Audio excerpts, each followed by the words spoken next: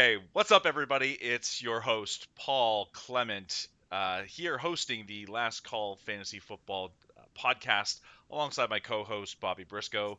Bobby, how are we doing today? Do Yeah, go ahead, go. on this Monday, apparently March the 30th. Doing good, doing good. It's been a busy day, but happy to be here and able to finally relax, wind down, and talk a little football, enjoy a pint, and kind of get into some players in another division here today. That's exactly right. So we somehow we're already at the end of March. So March just flew by. Didn't know when that happened. But we are approaching the draft, and as we continue that march towards the NFL draft, my job, or my goal is to make sure that we get through each division in terms of like how last season went, how their off season's gone so far, and maybe what we want to see them do in the draft. But also off the top, you're exactly right, Bobby. During this I guess draft season, and there hasn't really been a lot of news over the past week. That's why we didn't really do an episode last week as a second episode. What we're going to do today is we're just going to kind of pick through some of our favorite prospects that are going to be rookies coming into this 2026 season. Who are we high on? Who are we a little bit lower on? Just kind of chat them out a little bit and just get through that. So, excuse me. And then after that, as you already said, Bobby, we're going to be getting into the NFC South as we continue our march around the compass cardinal here. Now we are in the South. So NFC South to start us off. We'll break that down and give you our thoughts. And without another word said, let's get it cracking, Bobby. Cheers.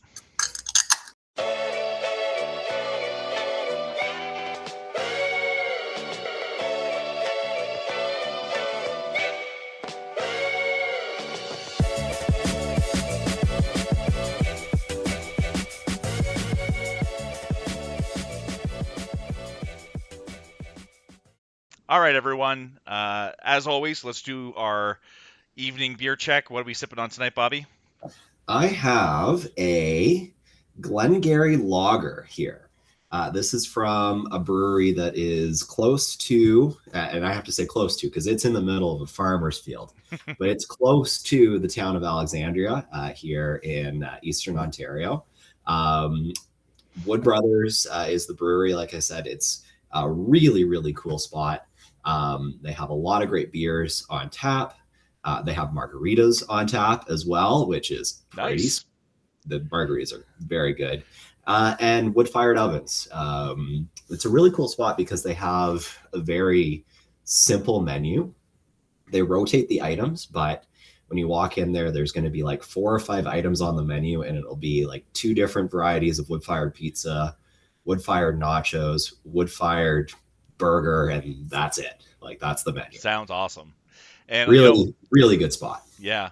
And tonight, I mean, just going back to my little change up here with Sapporo, but I have to compliment you on carrying the light for our segment here on our beer brands and giving a little review on all these nice little microbreweries that you guys get to visit and partake in. Just because, I mean, I enjoy many beers, but I usually stick to my basics, and maybe I need to be a bit more adventurous when it comes to what I'm putting up here on the show if I'm going to have a Well, chance competing with you.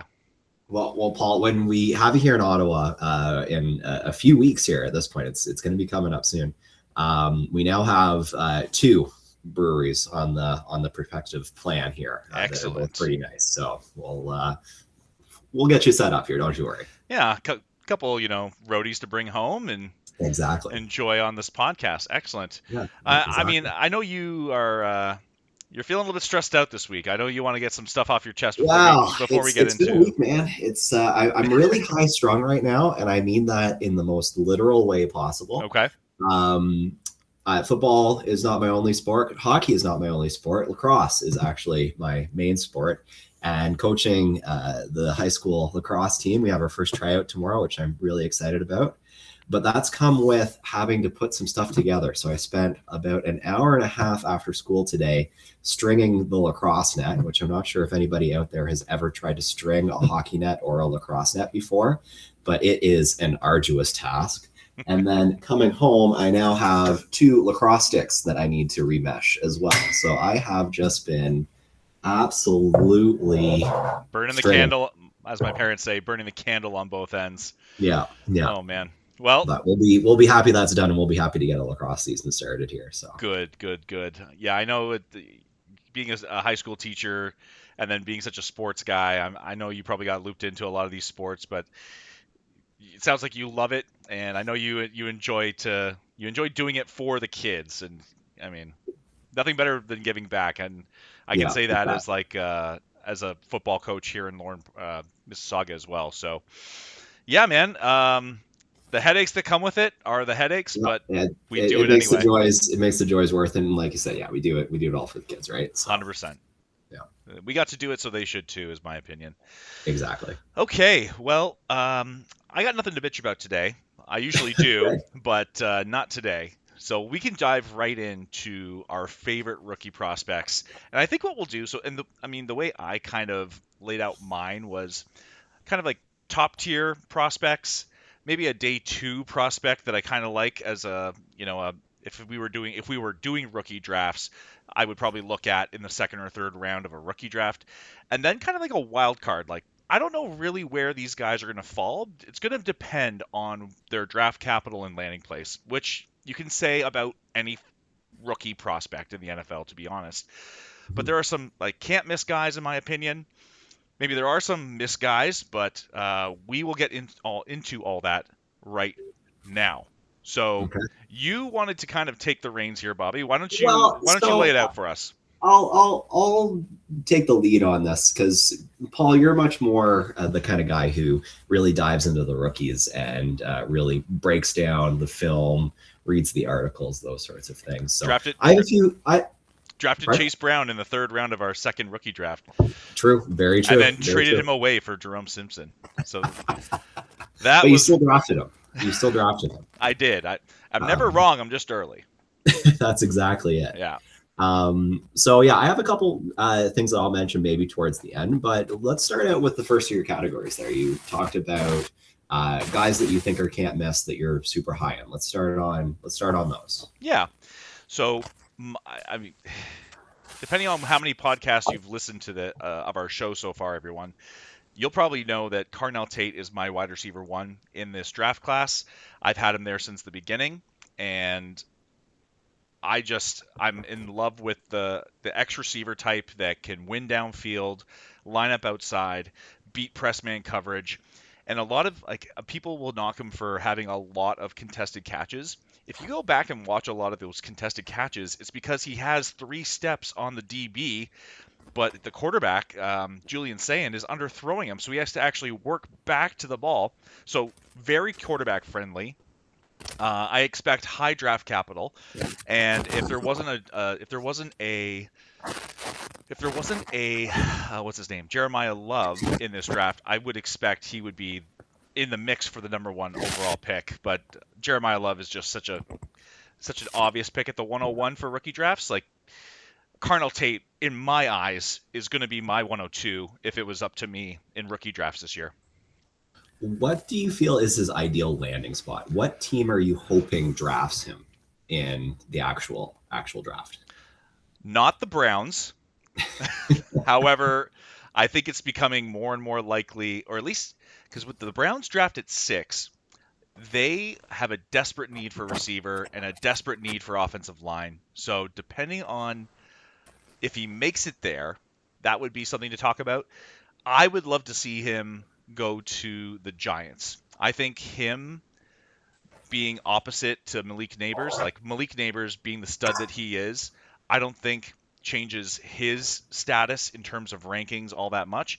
I think you can succeed when you have the rookie quarterback. You've got Malik Neighbors, who's an absolute stud. You can play him anywhere. You can put Carnell Tate on the line as an X and let Malik Neighbors feast on everything. And now you have a quarterback who loves to huck the ball deep in Jackson Dart. So Yeah. I think the two complement each other extremely well, which is why I would love to see him go there.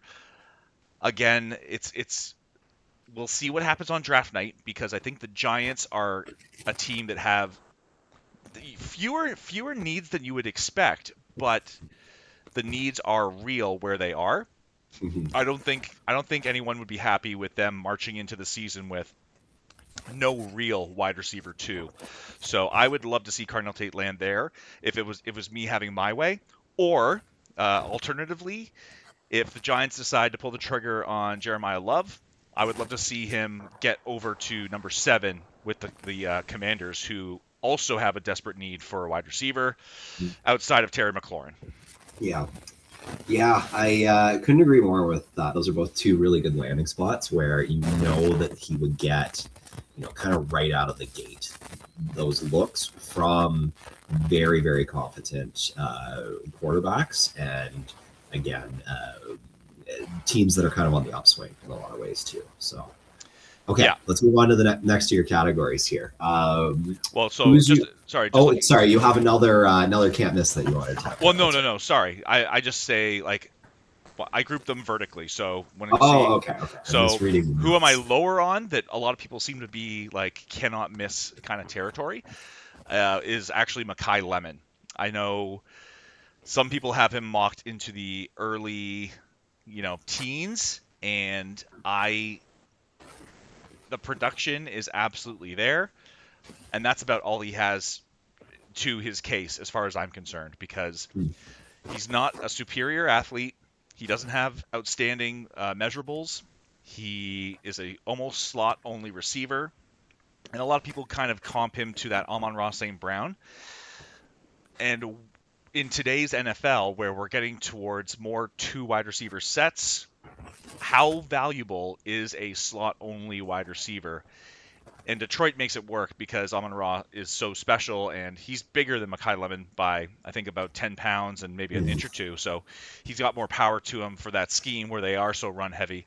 Is Makai Lemon going to line up in the slot as your second receiver or third receiver, like in line, and be able to make some of these blocks on linebackers or otherwise? And I know we're not here to talk about a wide receiver's blocking ability, but I find it hard to value a skill set like his in the top half of a first round. I mean, maybe not even a first round at all. Like, I think if you ask a lot of people, if you're expecting to get somewhere on the spectrum between Khalil Shakir and Amon-Ra St. Brown, somewhere on that spectrum, is that really a first round pick? In my opinion, like Khalil Shakir went in the 5th. Now, is his injury a factor in all of this? Is that something to consider? Maybe has negatively impacted him and his value. So I think you might be thinking of Jordan Tyson. Makai Lemon out of USC. I think he's been involved in he was involved in the combine. He didn't run any of them, like he didn't test during the So I'm combine. referring to his injury prior to last year, actually. Okay, His shed preseason injury yeah, last year. shed some light because I'm not familiar. Well, so he had a preseason injury heading into 2025, and wasn't as explosive, from my understanding, as he was in his 2024 season. So coming into 2026, if he could bring back some of that explosiveness, would that lend him to maybe some different usage and some more variety of usage on an NFL roster? Just something maybe consider there with Yeah, him. yeah, I think he. I wouldn't be surprised if the Jets took him with their second first round pick. Like, be that slot guy to complement Garrett Wilson, who plays on the outside. They have Adonai Mitchell, who's your sacrificial X, so to speak. That could be a good fit. I think number I think is it 8 to the Saints. That would be too rich for my opinion. Like in my opinion, to like he's not going to take anything off the plate that Chris Olave can't already do himself. Um, I don't know. I'm not sure what the injury is, but he played majority of this past season, if I'm not mistaken, and was like I said, his production was the one thing that someone could point to and say, hey, he had a great breakout, he had a great season, he was a number one producing wide receiver in this 2025 season. So sure, maybe that will translate to the NFL, but I do think it's a different game. A lot of his down the field routes were slot fades or a corner route, stuff that you could make use of that space in the college game a lot easier than you can in the NFL. Right. So I'm lower on him, and I mean this is all to say, like skill set wise, let's not forget that he kind of bombed interviews, and he was a total, I don't know Yeah. what to call him when he was up there on the podium, and when he's like not Weird, paying weird attention to guy. drills. Yeah, he might be a weird guy. And actually that Well, that's maybe an upside because, as we know, a lot of top wide receivers are pretty yeah. freaking weird. Yeah, man. And the one thing I'll say that I forgot to mention about Cardinal Tate that actually added more to like the things that I really liked about him was he finally kind of like he seemed to be a really withdrawn and like internalized kind of person, but he recently came out and said, "I think I'm the best route runner in this class. I don't think anybody can touch that, and uh, I think that he's the best receiver." So that like gives me a little extra confidence in his confidence as that number one overall wide receiver in this class, even though it may not be on the tier of like previous drafts where there's been a number one obvious receiver like the Tets or the Malik Neighbors slash Marvs. Like for whatever the results of those guys are, like he is a tier below those guys, but he is still very good. So All right, let's move on to your next pairing here that we have. I think yeah. these are still plotted in the high end of things, correct? Well, so if we're looking at this next group here, this is my day two kind of picks. Maybe like we can talk about them because I think I've been high on Jonah Coleman from the get go, and I had him going in the first round of a rookie mock draft that I did earlier this off season. And since his testing came out, it hasn't been glowing, and I think it's been a bit of a detriment to him. So he might slide into the third or might fall into the fourth, which would be not great because then at that point, those guys are easily replaceable or they're going to be part of like a rotation or committee where they're really not viable for fantasy on a consistent basis. And that's just the nature of this NFL, this class going into the draft. So I thought there might be a chance that he would slide up into the middle of the second. It's seeming less and less likely that that will be the case. So if that is the case, that he becomes a round three or a round four pick, then I think it's harder to get on board with him. Now, all that said, I think he still has enough speed to get to the edge. I still think he has good passing chops. I still think he's good in pass pro. I forget what his measurables are. I think he's like 5'10", maybe 5'9", 230. This guy's like I'm probably not 230. looking I, at th- I think they yeah, I think they inflated him to 230. I think he's more of a 220, but he's a fire hydrant. Like these guys have a really hard time tackling him. And I think if the landing spot works well, then perhaps there's a chance that he could be in a 1-2 backfield. And that would be my dream because I really do like the player. yeah.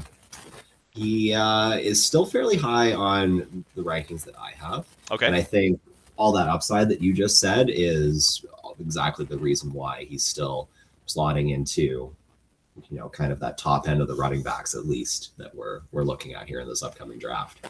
I think this is not one that, kind of as you're alluding to landing spot could be a very kind of big determinant on whether that stays up high or crashes down low with him. Yeah, I mean, Um, I never said it on a podcast, but I kind of dreamt of him going at 32 to the Seahawks in that first round before all these things came out during his combine and otherwise. Low moving cost, homegrown talent there in Washington, which is the university he attended. I it would have been I think it would have been a nice story, but it does seem less and less likely that he is going to be the RB2. Not even he may not even be the RB2 in this running back class. It seems so devoid of talent, unfortunately. So my fingers are crossed for him, and that's all I can say. okay, who are you fading around this area of the draft? Yeah, so a lot of hype, or well, I guess it would be hype, is kind of based around this player, Zachariah Branch, out of Georgia. 5-star recruit who I think received, I want to say it was like 65% of his receptions this year were behind the line of scrimmage. And the players that comps to, we don't really tend to like for fantasy football purposes, right? Like we don't like the Malachi Corleys. We don't like the oh any of these screen merchants really like. But the fact is, he is so athletic that he makes college athletes look very subpar as football players. His acceleration, once he has the ball in his hands, he just runs by guys with the smallest seam, and that's something to be said. He's only 5'9", 177 pounds, so another one of these itty bitty guys, but his athleticism is something special.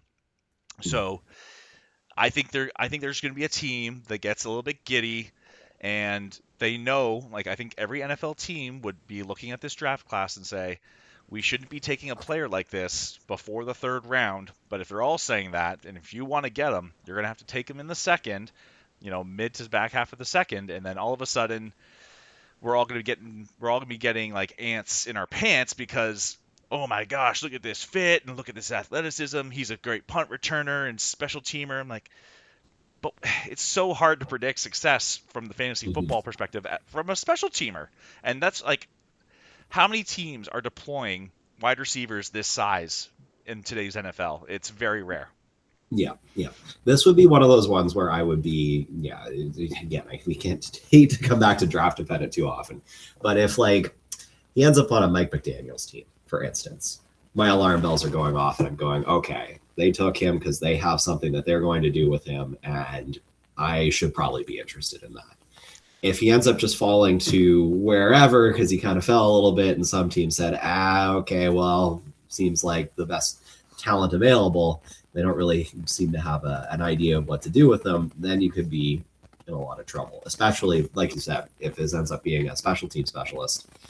That's not going to let you a lot of points from a fantasy perspective, right? It feels less and less likely that players of this archetype end up succeeding in the NFL. And I was listening to Josh and Hayden. They're one of my favorite podcasts to listen to, and they said there will never be another Tyreek Hill, but this is the guy that has like a small percentage chance of being that kind of athlete Mm-hmm. where he's so fast and so dynamic that he just breaks defenses, and that is something to weigh on the positive side. I just see a lot of negatives. And for a guy that's so athletic, Georgia never really utilized him down the field. Like you think with a guy with this kind of speed and acceleration, you'd be able to start throwing some go balls. You might be able to start working some slot fades or something for this guy who can just run past the defense. I don't know if they trusted his hands. And if that's going to be an issue, things don't get easier in the NFL, unfortunately. So what you're going to bring him in for 30% of snaps and you're going to throw him 6 screens during an NFL game unless he can develop. And he was effective on some like short slants and some quick outs, but it was really limited in terms of his route tree. So that is why if I'm looking like in the second round of a rookie draft and I have to pick between him and maybe this other guy that we're about to talk about, then I might go the other direction. Okay, well let's segue from that into guys who are maybe looking into the lower end of things, but you're still pretty high on. Let's talk about Denzel Boston. Yeah, man. So I mean, I put Denzel Boston here simply as a place marker because I just want to say again how much I like this guy. I think I ranked him above Makai Lemon. My bias does show through sometimes in terms of the fact that I do enjoy the tall X receiver types. He's a good mover. He's fluid in his movements, good hands. I think I heard it was like 83rd percentile, like hand size. So he's got these huge mitts. He goes up and mosses these DBs in the end zone and on the sideline. Like he's kind of what you like in a X receiver, and in a league that is becoming more and more hungry for these X receiver types. I think he's a great fit for the back end of the first round. The Chiefs position themselves really well. They with that trade that they had with the Rams. So they have the 30th pick, I believe, where they can potentially spend that on an X receiver. It sounds like they're still hungry for receivers, even though they have Puka and Devontae Adams. So the Buffalo Bills, the Kansas City Chiefs, all these teams at the back end of the first, I think he could sneak up there if things work out well. Some people are fading him for him not testing on 40, but I mean, he's fast enough, and I think that's all you need to be. He works his ass off as a blocker, which is half the reason you want a big X receiver. And yeah, that's all. I don't want to keep rallying on about him because I've Well, already you done could. so multiple times. But Yeah. I will very happily pound the table for a guy like this at the back end of the first. Mhm. Who are we fading around this area? Yeah, so I know in my solo first round rookie mock draft, I had Eli Stowers going at the 112, and I think especially, I mean, in the NFL, teams want to stay away from ambiguity, and I think he falls into a weird. He like this, if you put him in Hogwarts, I don't know if the Sorting Hat knows what to do with him. Like this guy, We don't have a house for this guy. yeah, he certainly has the height and the athleticism that you fawn over when it comes to tight end prospects. However, his blocking is abysmal, and you can't look away from that. Like if he's going to be even your flex tight end, your half, your H kind of move tight end, he has to be able to at least perform a kickout block, and the effort's not there. This guy wants to be running downfield, he wants to be running up the seam, and I think that's what the best use of him is. Now, how many snaps of a game are you going to get from a player like that? You think of like the Isaiah Likely's, the Mike Gesicki's. Those are kind of his comps, and they only play. I mean, Isaiah Likely finally got to 60% of snaps this past Mhm. year. I'm not sure what to do with a guy like that. And Isaiah Likely at least will go in there and mix it up a little bit. Mike Gesicki's even bigger than he is as a like just a frame that you're looking at. So he's I think it would be a good idea for him to shed weight and go in as a big slot receiver. However, I think him as an like it'll be curious to see what his agent tells him. Like, put on 5 pounds of muscle and work on your blocking, or shed 10 pounds and just become that power slot receiver. Hmm. I don't know what the best direction would be for his immediate success. Okay, excellent. You have one last player on the board. Yes, Anything to say about Chris Bell? yes. Um, it seems like every draft we get into everybody wants a comp for a guy, and whenever there's a size speed freak like Xavier Legette a couple years ago, they were saying, "Oh, this is the next DK Metcalf. This is the next DK Metcalf," and I think this is the closest we've gotten to from a prospect level, getting close to that DK Metcalf sort of prototype. This guy is tall. He's 220 pounds of pure muscle. Runs a runs apparently in the 4.3s. We cannot confirm that because he's coming back from an ACL injury. So we're not going to find out until much later, but apparently he's ahead of schedule. Got it like that. Could he be ready for week one? Probably not. So these are the kind of players I would like to take in second rounds of rookie drafts, at least in a class like this, where I mean, I'm not expecting any second round pick of mine to be a starter on my dynasty roster to begin with, but at least he has the opportunity to emerge as that size speed freak who, if you just get him running slants and goes and maybe some deep crossers, that's all you need the guy to do for the time being. He can work Mhm. on the rest of his receiving game as we continue to develop him in the NFL, and hopefully he gets to a spot where they are happy to develop him. But it's going to be tough, man. Coming back from an ACL, he's still getting hype. So I once again, if it wasn't obvious before, I think everyone knows I've got a type when it comes to my receivers. Give me the X receiver who has the ability to beat man coverage and run away from defenders. All right. Um, I have a couple players I just Yeah, wanted to kind of quickly mention in this. And I think it's interesting the players that I'm going to bring up and the difference between drafting for fantasy and drafting in real life that these teams are going to do. Because the two players I'm going to mention are both probably going to go in the top five, maybe even top three in okay. this year's NFL draft. Fernando Mendoza, is the guy who's going to probably be QB1, probably going to be pick number one in this year's draft. I don't think I need to talk too much about him and how good he is and why he's going to go in that place. But keep quarterbacks in mind in your draft, as I find in our league, at least historically, and in a lot of people's leagues, these kinds of players can slide a little bit. And if they find themselves in the right circumstances, which they don't always, but if they do, they can be absolutely league winning. I was able to 2 years ago pick up Jaden Daniels at the back end of the second round of our dynasty draft. I think the 20th overall pick or something along those lines. And he won me the league that year. So keep those high end players in mind. If somebody is QB1 or QB2 and they're sliding to you, don't let them slide too far. Sometimes it's best to just take that talent and take that player. And you know what? If you end up with a glut of great quarterbacks on your team, that's a great problem to have. Try to trade one or two of them, you know? Yep.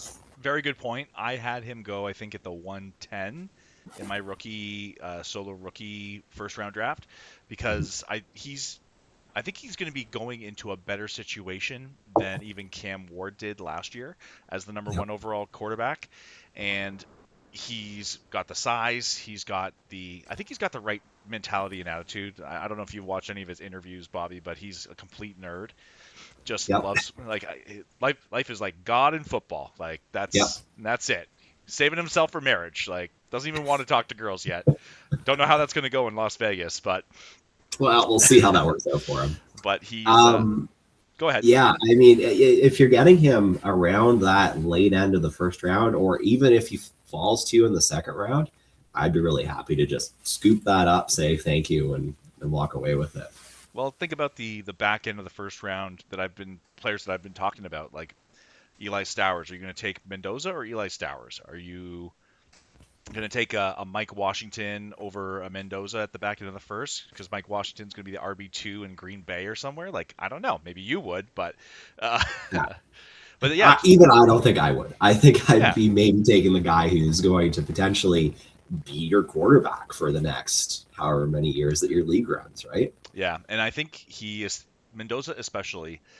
If he turns out to be a top 12 quarterback, that's more than sufficient to uh, to it's more than sufficient to allow you to take him at the 101 in the NFL draft.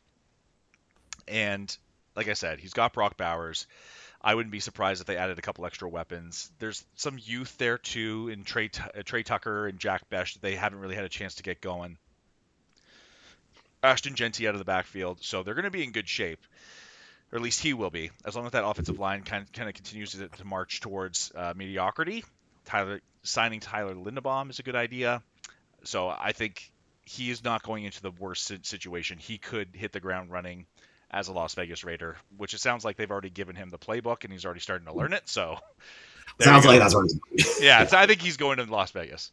Yeah. Anyone else you want to talk about here, Bobby? No, I think we're good to move on to talking about this division.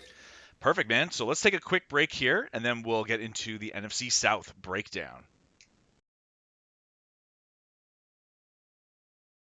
Let's All get right, into everybody, it. we're back and we're going to dive into our NFC South breakdown now. And I don't want to call it the worst division in football. I feel like people throw that term around a lot, but it's definitely the worst division in football. It's the worst division in football. Not a single team had a winning record last year. The Carolina Panthers sneak into the playoffs based on a technicality, as far as I'm concerned. Both them, the Buccaneers, and the Falcons all finished at 8-9, with the Saints finishing at 6-11. So obviously a division in some turmoil, a lot of moving pieces here. We're going to start with the Carolina Panthers, who lose Rico Dowdle, which I think was foreseeable, and then they add a Jalen or Jaden Phillips, Jalen Phillips, I think, the I end think from the so. Eagles. So that was their big splash in free agency. Everything else, they're kind of there's been some small moves on the defense. I think they signed an offensive lineman as well during free agency, just to kind of backfill that left tackle spot that Ike Ekwonu I think he suffered a ruptured patella tendon, so it'll be a long march back for him if he does make a return. So, you know, everything else is kind of like minor moves.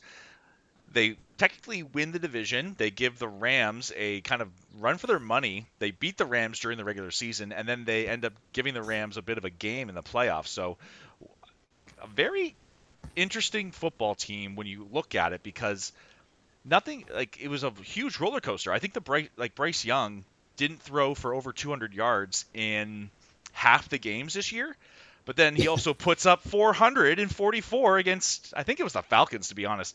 But like it's the biggest roller coaster of a team that I can remember seeing that really doesn't make any sense. So help me out here, Bobby.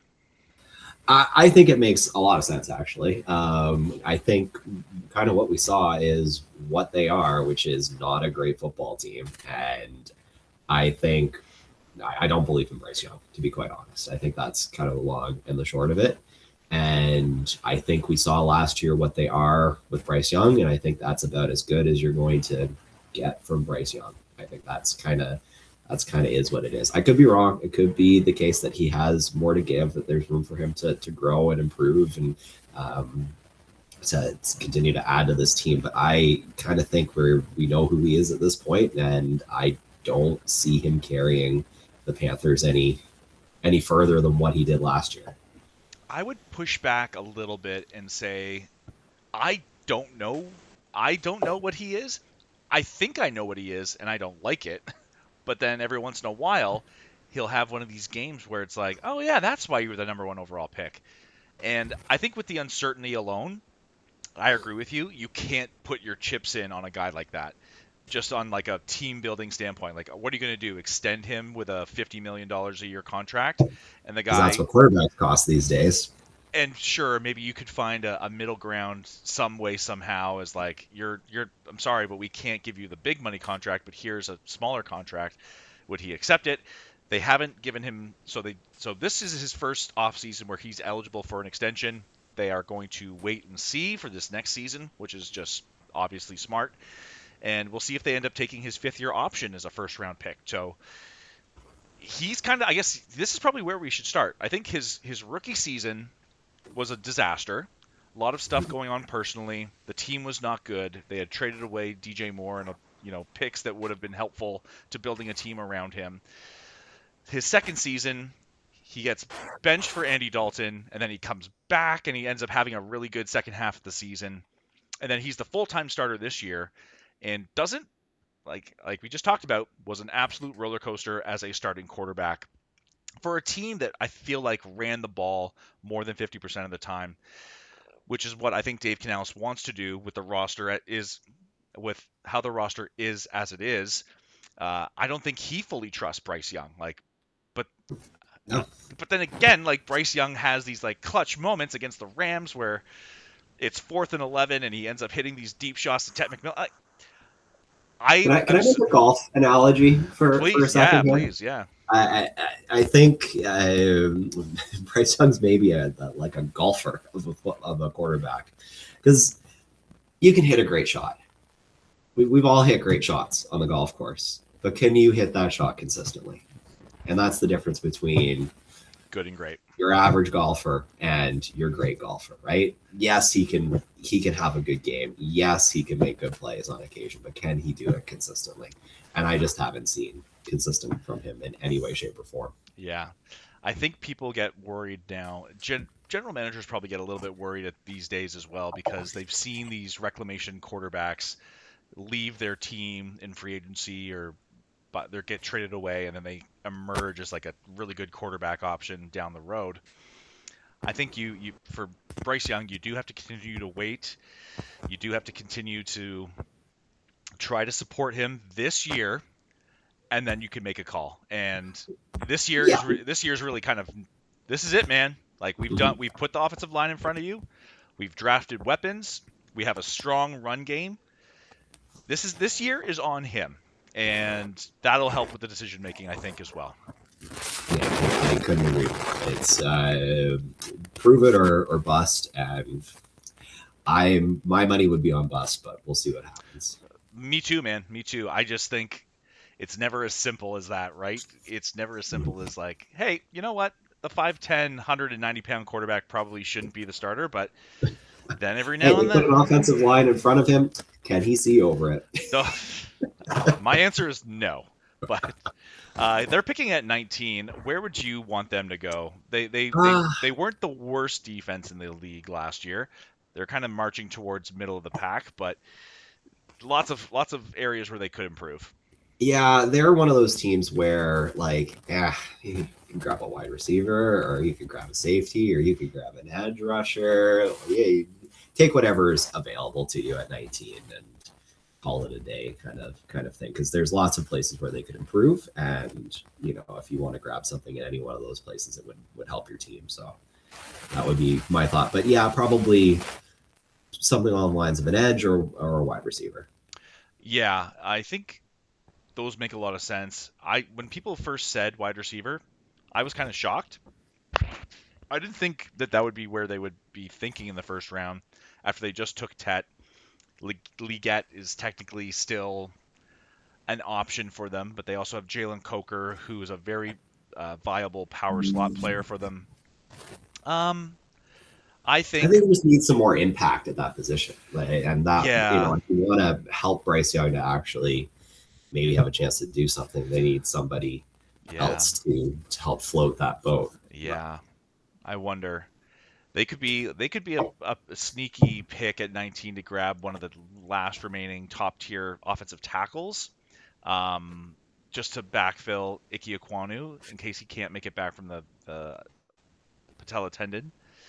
Receiver makes a lot of sense. If I were them, I would still. I think in the first round you got to attack defense, so I would expect them to take even maybe a CJ. What's his name? There's a linebacker out of Georgia, CJ Parker, something like that. I think that's a potential fit. Like there's a lot of ways they could go. So it's a lot of people have kind of said this is a good NFL draft where you can just kind of sit back, don't be too aggressive, and just let the players fall to you. So Mhm. I think that's going to be what the case is for them. Let's get over to the Tampa Bay Buccaneers. As I Mhm. mentioned, also finished 8-9, and they've had some turnover on the roster. That's for sure. They lose Rashad White to free agency, where he goes to sign with the Commanders. They add Kenneth Gainwell, who led the Steelers in receptions last year. And then they lose Mike Evans in free agency to the San Francisco 49ers. And they lose Levante David, a potential Hall of Fame linebacker who I think had played, I want to say, 15, 16 seasons in the NFL.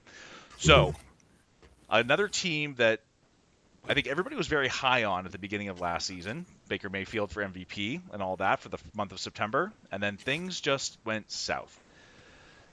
Where do we where do you want to talk first about this team, Bobby? Because I think Baker Mayfield is working on a new deal, Yeah, and defense not holding up their end of the bargain. yeah. I think the advantage that the Bucks have is that at least looking within this division, they have by a country mile the best quarterback and the most secure quarterback situation. Baker is good, will continue to be good. You can have confidence in what you're getting there. Um, and from a fantasy standpoint too, I'm expecting him to be good as well. Um, the rest of it, a lot of question marks here. So many question marks.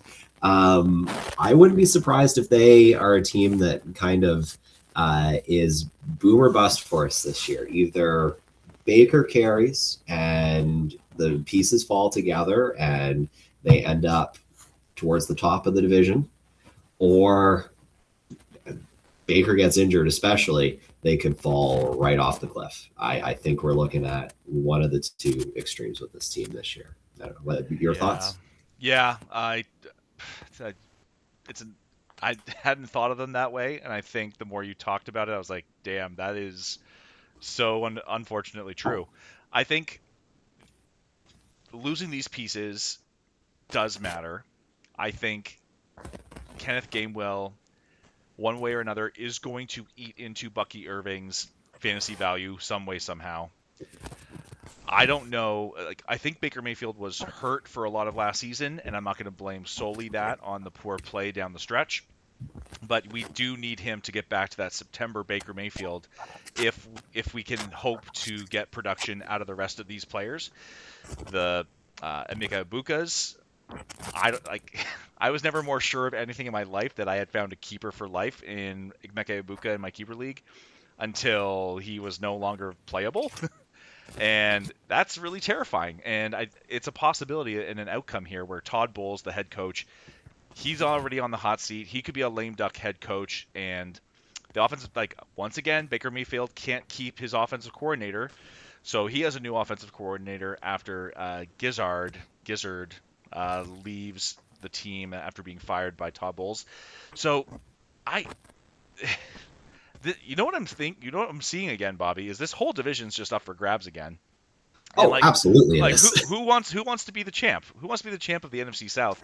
And I don't think even they know. I don't think anyone here knows if they want to win it.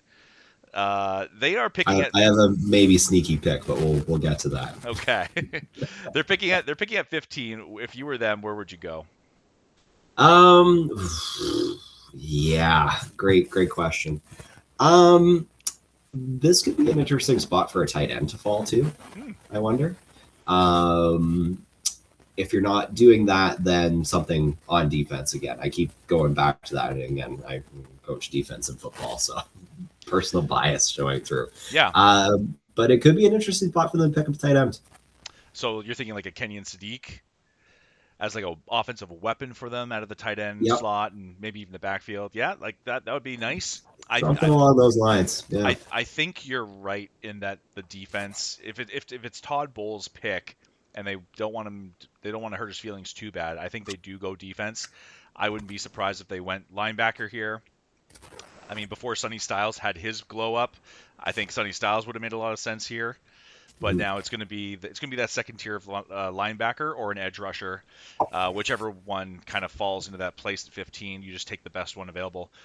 I don't know if Ruben Bain's going to make it this far, and it seems like Ruben Bain is getting this new influx of support and like hype after getting the short arm measurement. He was supposed to go 2 overall to the Jets, and then fell out of the top 10. If he does fall out of the top 10, I would love to see a Ruben Bain fall here as like a spiritual successor to some of the great edge rushers they've had in the past. So that's kind of where I would go. I agree. Okay.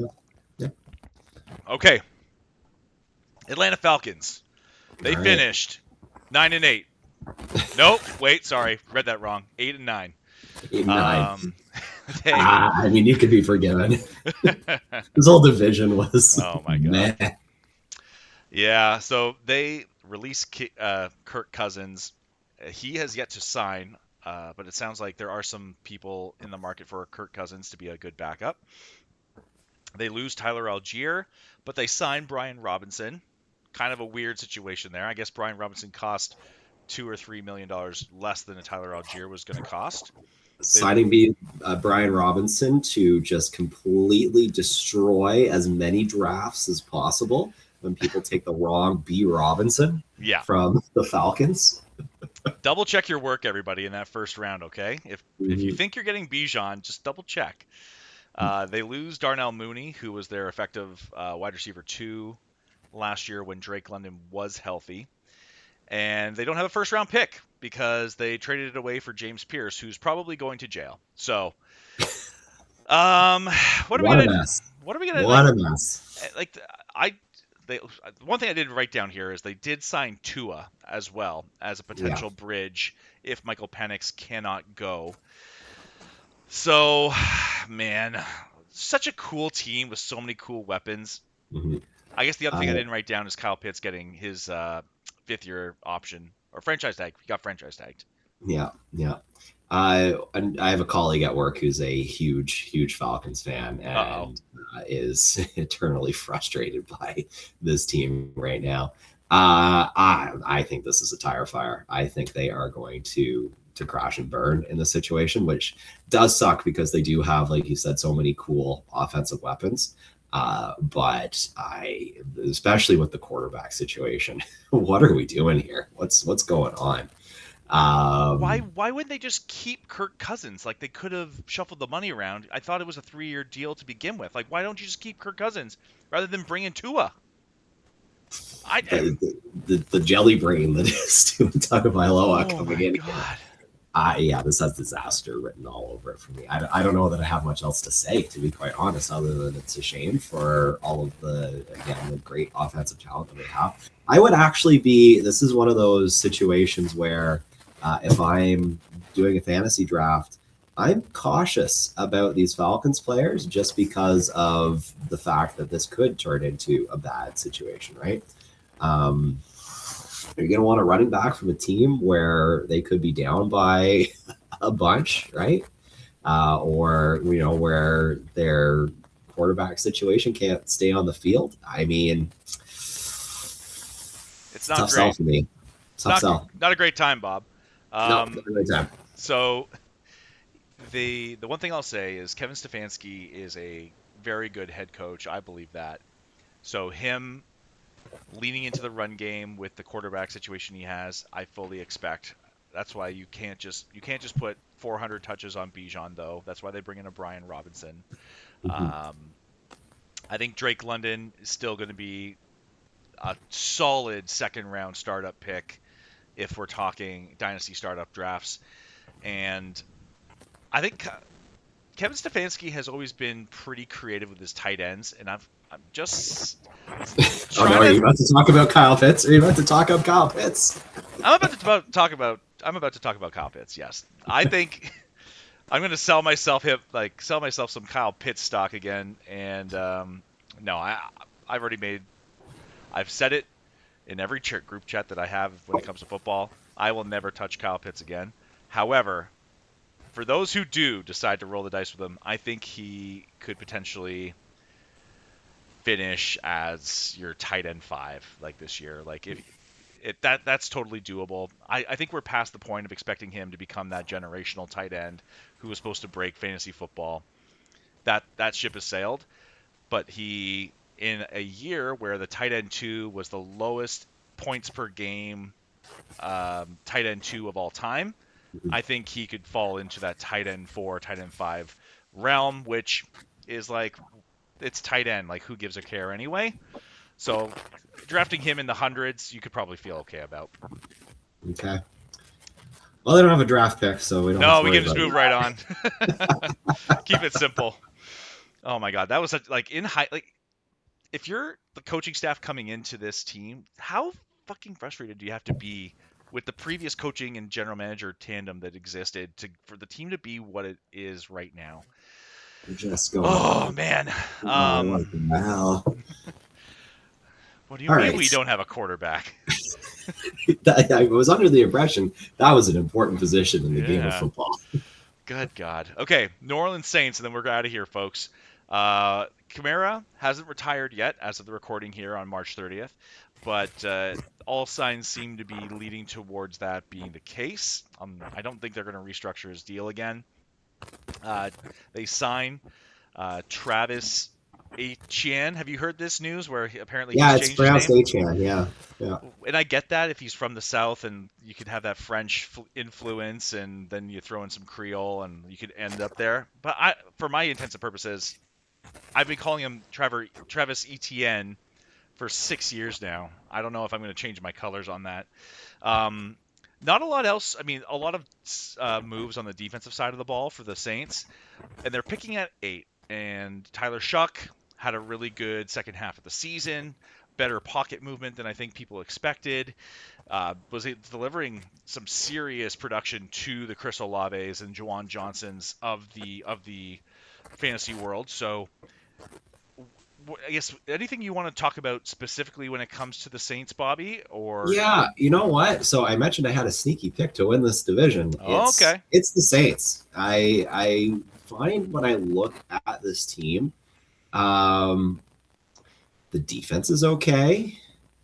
Again, Tyler Shuck, as you mentioned, looked pretty good down the stretch last year. Adding ETN, they're going to draft fairly high as well, eighth, right? They're picking 8th. eighth so that you can address a need there. There's a lot that I like here, and I feel like this could be a sneaky good team. Are the Um, Saints hot again? I think the Saints are hot again. They could be. Yeah, it's more so that I don't see any major holes in this team. Whereas with every other team that we've talked about in this division, there's at least a hole, if not a glaring chasm at some place, right? And they just don't have that. And I think that that equals functional football team, which is all you might need to carry this division. 2 first round offensive tackles, a first round offensive center, um, high capital in the guard positions. So you have a very viable offensive line for Travis Etienne to roll behind. I would like to see them add a receiver. So Yeah. I think this is the ceiling for a Makai Lemon. If they want to sell themselves down the river to say like, hey, Makai Lemon is worth the investment here at 8 because they probably won't get a player that has the impact down the road or in the second round or otherwise. Like you could take Makai Lemon here if you want to add another weapon to that offense for a Tyler Shuck. Because last year it really was just a Chris Olave show Yeah. for the most I part. think they need to get another weapon behind Crystal Olave. That's the if I was to identify a hole at all, that's the hole. Right. I'd like to see them grab someone else at wide receiver. Get them a wide receiver too. If you want to throw if you want to roll a dice and really go risky, you could go Jordan Tyson to put him on the outside and allow Chris Olave to work kind of across the formation. I would like that as well. Like if there was like that would be a good fit, especially with Tyler Shuck's skill set. He likes to dump it off or hit deep shots. Like that's Mhm. Jordan Tyson. That would be like a match made in heaven, I think. But I think Jordan Tyson's injury worries are going to slide him down draft boards. Yeah, man. At number 8, like we're talking about here, wide receiver makes a lot of sense. If you want another edge rusher, there could be a viable one here at 8. Like who would be the next one? You could look at not not Cassius Howell. There, I mean, Ruben Bain might be here at 8. That'd be nice. David Bailey, I don't think will make it past No, I this think far. Bailey will get scooped up before. Yeah, so I think you're right. Like if you can replicate the success that they had in that second half of the season where they won, I think it was 5 of their last 6 games. Now you're cooking. Like Yeah. you could make a stew out of what they got there. That's for Mhm. sure. Awesome, man.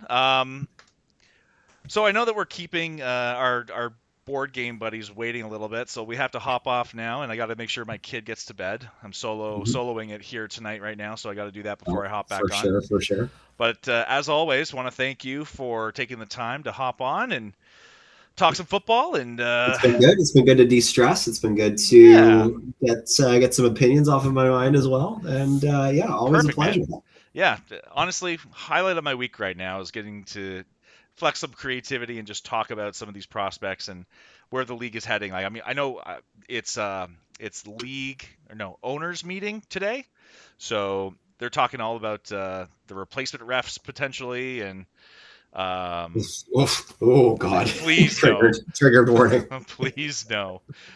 So they got that going on. It doesn't sound like the tush push is going anywhere. I don't think Mhm. anyone's gonna dispute it this year.